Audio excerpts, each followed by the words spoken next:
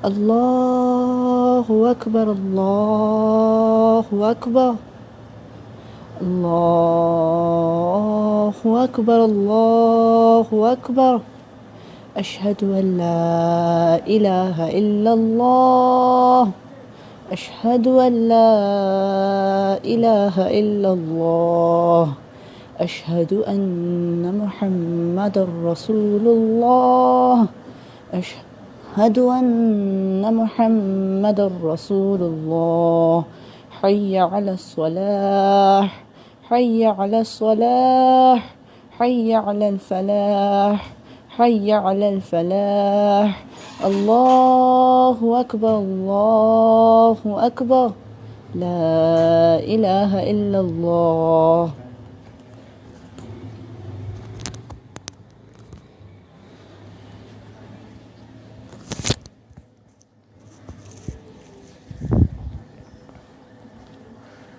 بسم الله الرحمن الرحيم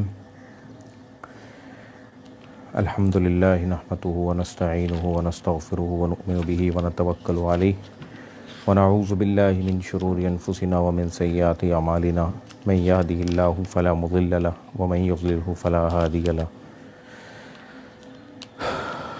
ونشهد أن لا إله إلا الله ونشهد أن سيدنا ونبينا وشفيعنا وحبيبنا ومولانا محمدا عبده ورسوله أما بعد فأعوذ بالله من الشيطان الرجيم بسم الله الرحمن الرحيم لا أقسم بيوم القيامة ولا أقسم بالنفس اللوامة صدق اللہ العظیم.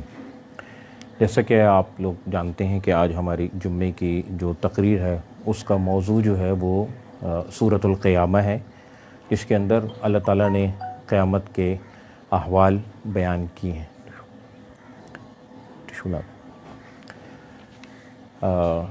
آج کل لوگ اس وبائی مرض کی وجہ سے بہت یہ سوال پوچھ رہے ہیں کہ کیا قیامت کی ساری علامتیں پوری ہو گئی ہیں اور کیا اب یہ دنیا ختم ہونے والی ہے. تو اس بارے میں ایک آیت آپ کے سامنے رکھ کے پھر سورہ قیامت پر آؤں گا کہ اللہ تعالیٰ سورہ طٰہٰ میں فرماتے ہیں کہ ان الساعۃ آتیۃ اکاد اخفیھا، کہ بے شک ہم نے قیامت کو جو ہے وہ مخفی رکھا ہے. لتجزیٰ کل نفس بما تسعیٰ، تاکہ عمل کرنے والے کو اس کی کوشش کی جزا دی جا سکے.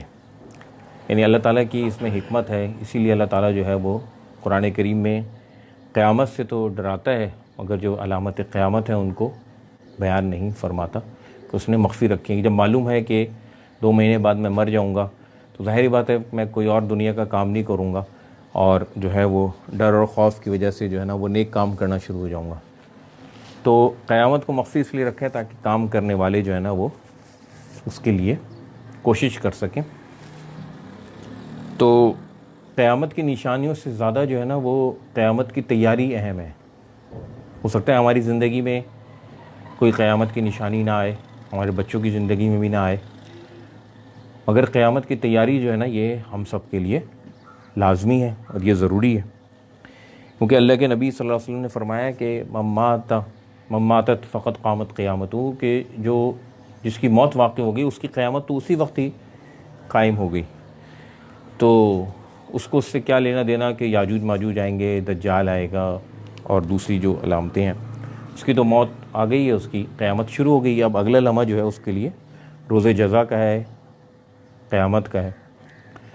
تو قیامت جو ہے وہ دور نہیں ہے. اللہ تعالیٰ فرماتے ہیں انہ ونراہ قریبا انہم یرونہ بعیدا، لوگ اس کو دور سمجھتے ہیں، ونراہ قریبا مگر ہم اس کو قریب دیکھ رہے ہیں. تو موت ہر ایک کو آنی ہے، اس کا مطلب ہے کہ ہر ایک کی قیامت جو ہے نا وہ کوئی زیادہ دور نہیں ہے. تو شروع اللہ کے نام سے جو بڑا مہربان نہایت رحم والا ہے. اللہ تعالیٰ فرماتے ہیں لا اقسم بیوم القیامہ، کہ ہم کو روز قیامت کی قسم اور نفس لوامہ کی کہ سب لوگ اٹھا کر کھڑے کیے جائیں گے. نفس لوامہ یہ وہ نفس ہے کہ جب انسان کوئی برا کام کرتا ہے تو اس کو ملامت کرتا ہے. فالہمہا فجورہا و تقواہا، اللہ تعالیٰ نے ہر انسان کے اندر نیکی اور بدی کی تمیز رکھی، اس کا جذبہ رکھا ہے. تو اللہ تعالیٰ اس نفس لوامہ کی جو ہر شخص جانتا ہے کہ جب وہ کوئی برا کام کرتا ہے تو اس کا نفس اس کو ملامت کرتا ہے، اس کی قسم کھا کے فرما رہے ہیں کیا انسان یہ خیال کرتا ہے کہ ہم اس کی بکھری ہوئی ہڈیاں اکٹھی نہیں کریں گے؟ یعنی اس وقت بھی انسان یہ سوچتے تھے، اور آج بھی کچھ لوگ جو ڈارون کی تھیوری ہے اس سے انسپائر ہو کے یہ سمجھتے ہیں کہ یہ انسان جو ہے نا وہ ایوولوشن کا ایک نتیجہ ہے، اور جو ایک دفعہ یہاں آ جاتا ہے وہ دوبارہ یہاں نہیں آئے گا۔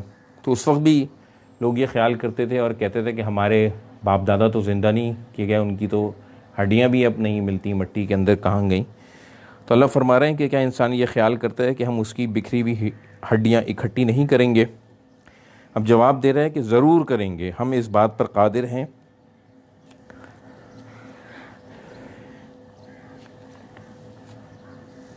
کہ اس کے پور پور کو درست کر دیں۔ یعنی جو فنگر پرنٹس بھی ہیں وہ بھی اللہ تعالیٰ جو ہے نا وہ سب کے سامنے کھول کر لا دیں گے۔ یعنی اللہ تعالیٰ جو ہے اتنا بڑا خالق ہے، اپنی تخلیق کی طرف اشارہ کر رہا ہے کہ صرف انسان کو نہیں کھڑا کر دیں گے، بلکہ اس کے جو پورے ہیں، جو پور ہیں، جو فنگر پرنٹس ہیں، ان کو بھی ویسے ہی کر دیں گے جیسے دنیا کے اندر تھے۔ مگر انسان چاہتا ہے کہ آگے کو خود سری کرتا جائے، یعنی پھر بھی انسان جو ہے نا وہ ان چیزوں کو دیکھتے ہوئے سمجھتے ہوئے بھی خود سری پہ اترا ہوا ہے اور پوچھتا ہے کہ قیامت کا دن کب ہوگا۔ یعنی لوگ آج بھی یہ سوال کرتے ہیں۔ تو اللہ تعالیٰ بجائے یہ جواب دینے کے کہ جب ہوگا اور قیامت کب ہوگی، اس کا جواب تو اللہ کے نبی صلی اللہ علیہ وسلم کو بھی نہیں بتایا، اپنے رسولوں کو بھی نہیں بتایا، مگر اس کے حالات بتا دیے کہ جب آنکھیں چندیاں جائیں گی، یعنی جو ہے وہ انسان جو ہے نا وہ اس گھبراہٹ میں پورا دیکھ بھی نہیں پائے گا، اور چاند گہنا جائے گا، یعنی چاند جو ہے نا وہ اپنی اس کی روشنی جو ہے نا وہ ختم ہو جائے گی، اور سورج اور چاند جمع کر دیے جائیں گے۔ اس دن انسان کہے گا کہ اب کہاں بھاگ کے جاؤں۔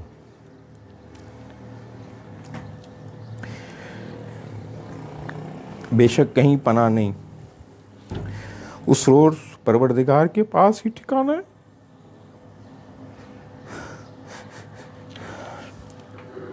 اس دن انسان کو جو عمل اس نے آگے بھیجے اور پیچھے چھوڑے ہوں گے سب بتا دیے جائیں گے، یعنی انسان کو کے سامنے اس کے اعمال بھی کھول کے رکھ دیے جائیں گے اور اس کو سب یاد بھی آ جائیں گے۔ اللہ تعالیٰ سورہ بنی اسرائیل میں فرماتے ہیں کہ بَكُلَّ إِنسَانٍ أَلْزَمْنَاهُ طَائِرَهُ فِي عُنُقِهِ، کہ ہم نے ہر انسان کی گردن میں اس کا نام اعمال جو ہے وہ رکھ دیا ہے۔ وَنُخْرِجُ لَهُ يَوْمَ الْقِيَامَةِ، اور قیامت کے دن ہم اس کو نکالیں گے۔ کہ ایک کتاب کی صورت میں اور کہا جائے گا کہ آج اپنا خود نامہ اعمال جو ہے پڑھو، آج اپنے حساب کتاب کے لیے تم خود ہی کافی ہو۔ تو اس دن انسان کو جو عمل اس نے آگے بھیجے اور پیچھے چھوڑے ہوں گے سب بتا دیے جائیں گے۔ بلکہ اللہ تعالیٰ اس سے بھی آگے کی بات فرما رہے ہیں کہ بلکہ انسان اپنے آپ پر گواہ بھی ہے، کیونکہ جو کام اس نے کیے ہیں وہ اس کی میموری کے اندر سیف ہیں، تو اس پر وہ گواہ بھی ہے۔ اگرچہ عذر معذرت کرتا رہے، لاکھ دلیلیں پیش کرتا رہے کہ میں نے وہ کام اس وجہ سے کیا تھا اور اس کی وجہ سے کیا تھا، مگر وہ اس پر گواہ ضرور ہے۔ اور اے محمد صلی اللہ علیہ وسلم، وحی کے پڑھنے کے لیے اپنی زبان نہ چلایا کرو کہ اس کو جلد یاد کرو، یعنی ہم تمہاری طرف جو وحی بھیج رہے ہیں اس کو یہ نہ کرو کہ یہ کہیں چلی جائے گی یا تم بھول جاؤ گے اور تم جو ہے تم سے یہ رہ جائے گی، بلکہ اس کو جلدی نہ کرو اس کو پڑھنے میں، اس کا جمع کرنا یعنی اس کا کمپائل کرنا اور اس کا پڑھانا ہمارے ذمے ہے، یعنی ہماری ذمہ داری ہے، ہم اس کو جمع بھی کروائیں گے پورا ہونے کے بعد اور اس کو تم سے پڑھوائیں گے بھی۔ جب ہم وہی پڑھایا کریں تو اس کو سنا کرو، پھر اسی طرح پڑھا کرو، یعنی جو بات آئے اس کو غور سے سنو، کیونکہ اگر تم جلدی جلدی پڑھنے کی کوشش کرو گے تو تم اس کو پڑھ نہیں سکو گے اور سمجھ نہیں سکو گے، لہٰذا اس کو سنا کرو اور پھر اسی طرح پڑھا کرو۔ پھر اس کی معنی کا بیان بھی ہمارے ذمے ہے، یعنی قرآن کریم کی کوئی آیت اگر مبہم ہوگی یا اشارے میں ہوگی تو اس کی وضاحت بھی ہم کریں گے، اور یہ مضمون اللہ تعالیٰ نے قرآن کریم میں کہیں اور جگہ پہ بھی بیان فرمایا کہ کتاب حکیمت آیات، یہ احکامات کی کتاب ہے، ہم نے اس کو نازل کیا ہے، ثم فصلت، پھر ہم خود ہی اس کی تفصیل بیان کریں گے، اور وہ تفسیر جو ہے من لدن حکیم خبیر، حکمت والے اور جاننے والے کی طرف سے ہوگی۔ تو لہٰذا یہ ہمارے ذمے ہے، اس کا پڑھوانا، اس کی وضاحت، اس کی تفسیر، اس کی تشریح، یہ ہمارے ذمے ہے۔ مگر لوگوں تم دنیا کو دوست رکھتے ہو، مگر کیا ہو گیا ہے لوگوں کہ تم جو ہے جو چیز دکھائی دے رہی ہے یعنی دنیا نقد ہے، اس کو تم دوست رکھتے ہو اور اس کو آخرت کے اوپر ترجیح دیتے ہو، اور آخرت کو ترک کیے دیتے ہو، اس روز بہت سے منہ رونق دار ہوں گے اور اپنے پروردگار کے محو دیدار ہوں گے۔ اب بتا دیا کہ ہر طرح کے، دونوں طرح کے چہرے ہوں گے۔ انسان کے اوپر جیسے حالات آتے ہیں تو انسان کا چہرہ جو ہے سب سے پہلے اس کی عکاسی کرتا ہے، اس کو ریفلیکٹ کرتا ہے۔ تو بتا دیا کہ نہیں، جو لوگ دنیا کو ترجیح نہیں دیتے ہوں گے اور آخرت کو دوست رکھتے ہوں گے تو ان کے جو چہرے ہیں وہ پر نور اور پر رونق ہوں گے، اور بہت سے منہ اس دن اداس ہوں گے، خیال کریں گے کہ ان پر مصیبت واقع ہونے والی ہے۔ یعنی ان کو اندازہ ہو جائے گا کہ جو کام ہم کر کے آئیں اور جس دن کو ہم جھٹلایا کرتے تھے اور جن باتوں کو ہم نگلیکٹ کیا کرتے تھے، اگنور کیا کرتے تھے، اب جو ہے وہ مصیبت آنے والی ہے۔ اور فرمایا کہ دیکھو جب جان گلے تک پہنچ جائے۔ اب قیامت کا لوگ سوال کرتے ہیں تو یہ نہیں بتایا کہ قیامت کب آئے گی، بتا رہے ہیں کہ سن لو قیامت کب آئے گی، کہ جب جان گلے تک پہنچ جائے گی، یعنی جب روح نکلنے لگے گی اور لوگ کہنے لگیں گے اس وقت کوئی جھاڑ پھونک کرنے والا ہے، کوئی تعویذ کرنے والا ہے، یعنی ڈاکٹر اور دنیا کی ساری تدبیریں اور سارے سائنسدان جو ہیں وہ عاجز ہو جائیں گے کہ ہم اس کا علاج نہیں کر سکتے، اور وہ کہیں گے کہ جی آپ اب دعا کریں اور کوئی دم درود ہو تو وہ کر لیجیے۔ یعنی بالکل نا امیدی کی کیفیت اللہ تعالیٰ بیان کر رہا ہے، اور اس جاں نے سمجھا ہے کہ اب اس سے جدائی ہے، اور انسان جس پر یہ کیفیت طاری ہوگی، روح نکل رہی ہوگی، اس کو معلوم ہو جائے گا کہ اب جو ہے نا وہ مجھے میرے گھر والوں سے، میرے بیوی بچوں سے اور میرے کاروبار سے اور اس دنیا سے جس کی فکر میں ہر وقت جو ہے وہ گرداں رہتا تھا اور مہو رہتا تھا اور دن اور رات اسی کے بارے میں سوچتا تھا، تو اب اس سے جو ہے نا وہ جدائی کا وقت آ پہنچا ہے، اور پنڈلی سے پنڈلی لپٹ دی جائے گی۔ یعنی اس کے دو معنی ہیں، یعنی جب انسان کی روح نکل رہی ہوگی تکلیف سے دونوں ٹانگیں مل جاتی ہیں، یا جب روح نکل جاتی ہے تو پنڈلی کو پنڈلی سے ملا کر باندھ دیا جاتا ہے۔ اس دن تجھ کو پروردگار کی طرف، اپنے پروردگار کی طرف چلنا ہے، اور اس ناعاقبت اندیش نے نہ تو کلام اللہ کی تصدیق کی نہ نماز پڑھی۔ یعنی بتا دیے کہ جو جھٹلانے والے ہیں وہ ایک تو سب سے پہلے قرآن کی آیات کو نظر انداز کرتے ہیں، اس کی تصدیق نہیں کرتے کہ ایسا ہوگا، اور نہ ان کے عمل سے آخرت کا اظہار ہوتا ہے، نہ نماز پڑھتے ہیں، بلکہ جھٹلاتے ہیں اور منہ پھیر لیتے ہیں۔ جھٹلایا اور منہ پھیر لیا، پھر اپنے گھر والوں کے پاس اکڑتا ہوا چل دیا کہ نہیں میں تو فیملی والا ہوں اور مال و دولت والا ہوں، لہٰذا کلام بات جو ہے وہ نظر انداز کرتے ہوئے بے فکر ہو کے گھر والوں میں چلا گیا۔ تو اب اللہ تعالیٰ فرما رہے ہیں کہ افسوس ہے تجھ پر، پھر افسوس ہے، پھر افسوس ہے تجھ پر، پھر افسوس ہے۔ یعنی 4 مرتبہ فرما رہے ہیں کہ جو تو اپنے خالق کی بھیجی ہوئی حقیقت کو جھٹلا رہے، کلام جس کی حفاظت اللہ تعالیٰ خود کر رہے، تو یہ افسوس ہے، اس سے بڑا کوئی افسوس نہیں ہو سکتا جس کو اللہ تعالیٰ کہ افسوس ہے، پھر افسوس ہے، پھر افسوس ہے تجھ پر افسوس ہے۔ کہ انسان خیال کرتا ہے کہ یوں ہی چھوڑ دیا جائے گا۔ اب یہ جو دنیا کے اندر آ گیا یہ ایوولوشن کا نتیجہ نہیں ہے، یہ حادثاتی طور پہ نہیں ہوا، یعنی بلکہ یہ خدا کی ایک پلاننگ ہے۔ اللہ فرما رہے ہیں کہ کیا یوں ہی چھوڑ دیا جائے گا؟ دوسری جگہ اللہ نے فرمایا احسب الناس ان یترکوا ان یقولوا آمنا، کہ لوگ یہ گمان کرتے ہیں کہ صرف اتنا کہنے پہ چھوڑ دیے جائیں گے کہ ہم ایمان لائے، وہم لا یفتنون، اور وہ آزمائے نہیں جائیں گے۔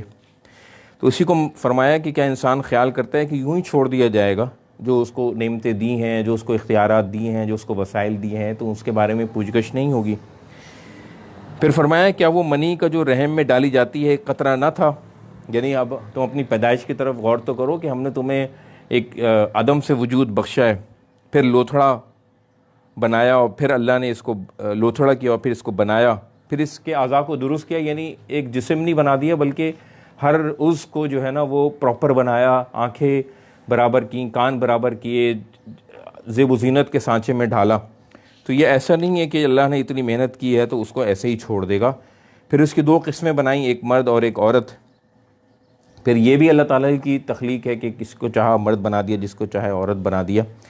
اور آخری آیت ہے کہ اللہ تعالیٰ اس چیز کا جواب دے رہا ہے کہ قیامت کب آئے گی، یا قیامت کے جھٹلانے والوں کو کیا اس خالق کو اس بات پر قدرت نہیں کہ مردوں کو زندہ کر کے دوبارہ اٹھا دے؟ جس نے ایک دفعہ پیدا کر دیا تو دوسری دفعہ پیدا کرنا تو آسان ہوتا ہے۔ کیا یہ جو خالق ہے جو مرد عورت بنا رہا ہے اور ایک پانی کے قطرے سے انسان کو وجود بخش رہا ہے، کہ وہ اس پر قادر نہیں ہے دوبارہ زندہ کر دے؟ دوسری مرتبہ تو بنانا آسان ہوتا ہے۔ تو یہ سورۃ القیامہ کا ترجمہ تشریح میں نے آپ کے سامنے رکھ دی۔ یہ خطبے کا پہلا حصہ ہو گیا، اور 1 منٹ بعد دوسرا حصہ کرتے ہیں۔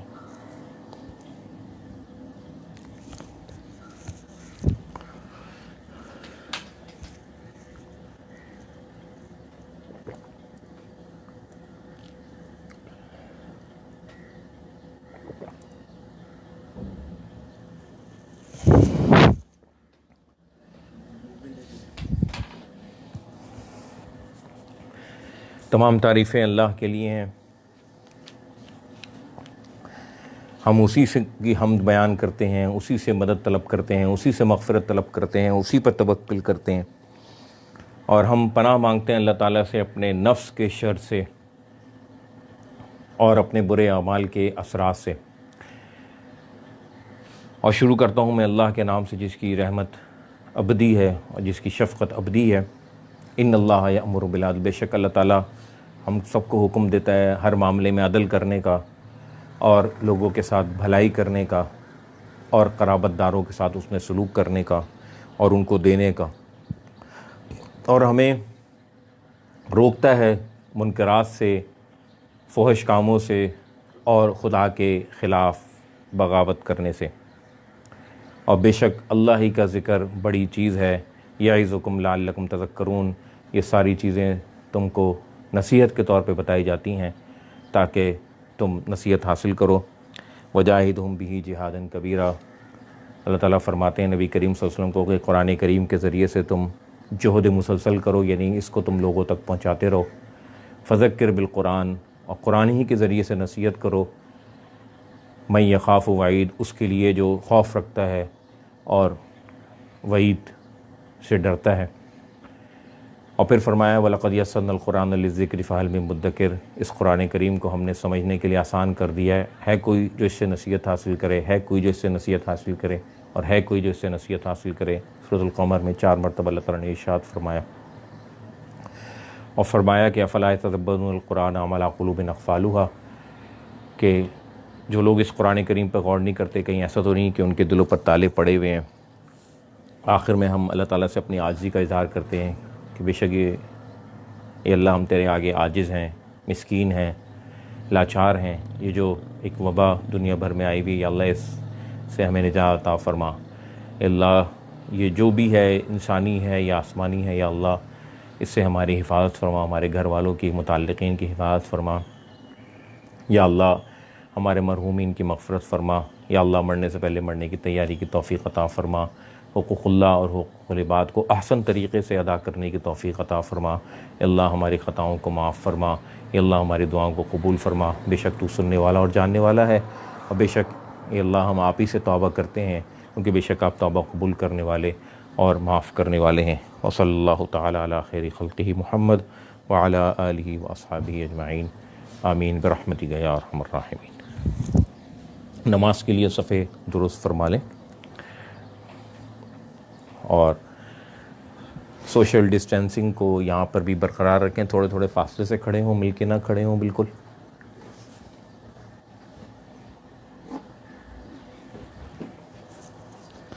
اقامت کریں.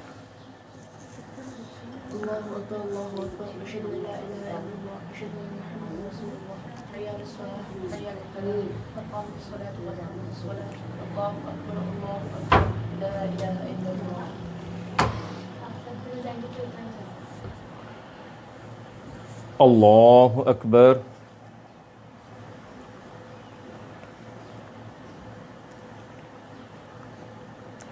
الحمد للہ رب العالمین الرحمن الرحیم مالک یوم الدین ایاک نعبد و ایاک نستعین اہدنا الصراط المستقیم صراط الذین انعمت علیہم غیر المغضوب علیہم ولا الضالین.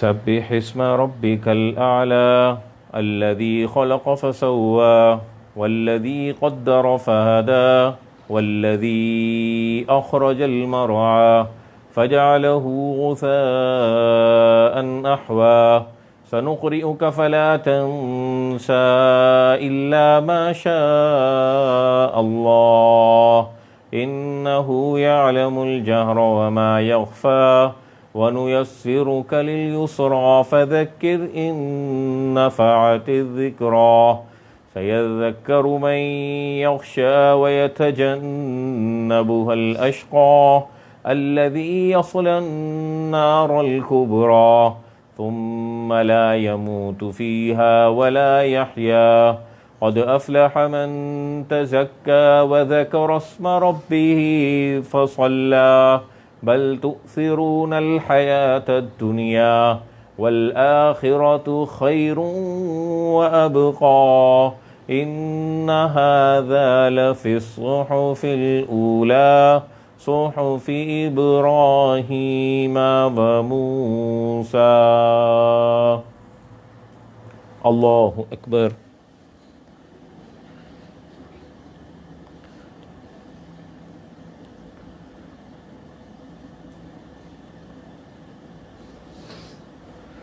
سمع الله لمن حمده.